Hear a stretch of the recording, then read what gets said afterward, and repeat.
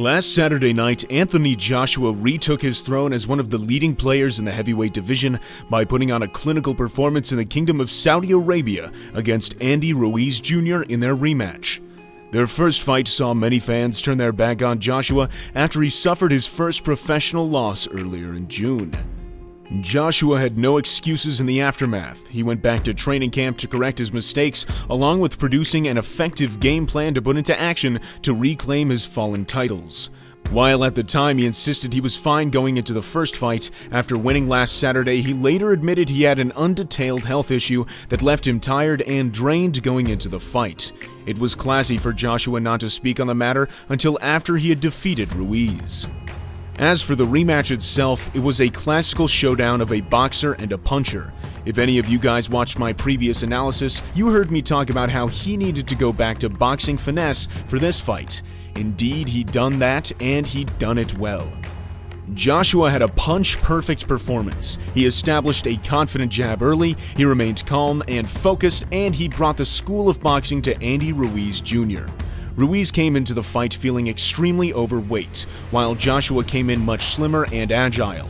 I hope Joshua stays down at this weight for his future fights. Last Saturday, he was no bodybuilder. He had the perfectly conditioned physique for a boxer. My personal opinion of the fight is I felt Andy Ruiz dealt a great disservice to the heavyweight championship belts in preparation for this rematch. Being a champion is not about winning a once-off fight. It's about reigning and defending that belt against the greatest of competitors.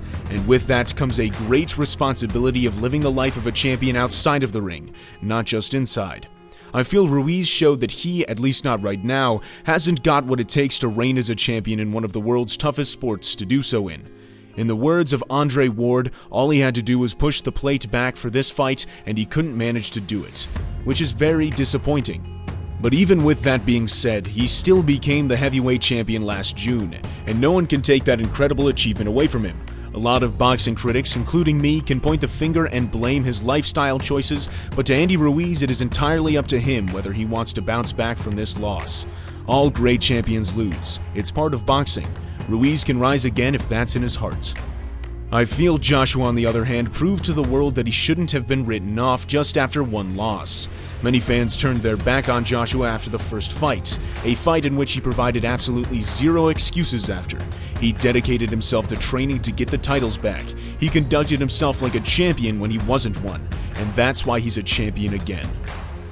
As for the real reason why Joshua beat Ruiz last Saturday night, sure, technically it was a clinical performance from Joshua, but I see the real reason being what each boxer did in preparation for the fight. Ruiz stayed out partying, eating unhealthy foods, while Joshua trained in the dark. That's the difference between the winner and the loser. Winning a title is one thing, defending it is a whole other ballgame.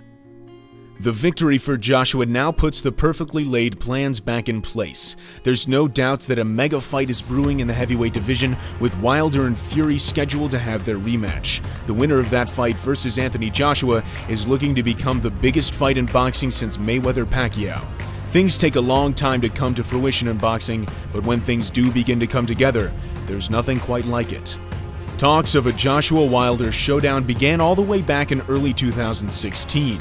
That makes it nearly 4 years of marination, 4 years of fights on either side of the Atlantic. Mayweather-Pacquiao in comparison was 5 years in the making, but the difference here is that all the heavyweight boxers are in their prime.